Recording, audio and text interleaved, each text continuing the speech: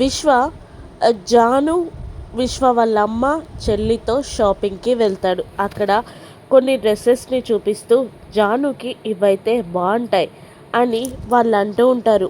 విశ్వ ఒక శారీని చూపిస్తూ ఇదిగో ఈ శారీ ఈ కలర్ నీకు బాగుంటుంది అని అంటూ ఉండగా ఆ శారీని ట్రై చేయడానికి ట్రయల్ రూమ్లోకి వెళ్తూ ఉంటుంది జాను.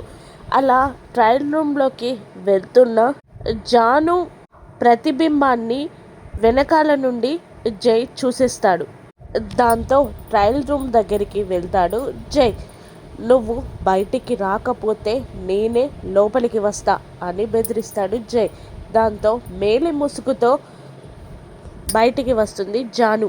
జైని పట్టించుకోకుండా అక్కడి నుండి వెళ్ళిపోబోతుండగా నువ్వు నీ మాటలతో నన్ను మోసం చేయొచ్చు, నీ కళ్ళతో మోసం చేయవచ్చు, నీ మాటలు నన్ను నమ్మేలా చేయొచ్చు, కానీ స్పర్శ అని అంటూ జాను చేయిని తన ముఖంపై పెట్టించుకొని జాను స్పర్శని గుర్తుపట్టి ఇది నా జాను స్పర్శే, నువ్వు నా జానువే అని అంటూ లాక్కెళ్ళబోతూ ఉంటాడు జై.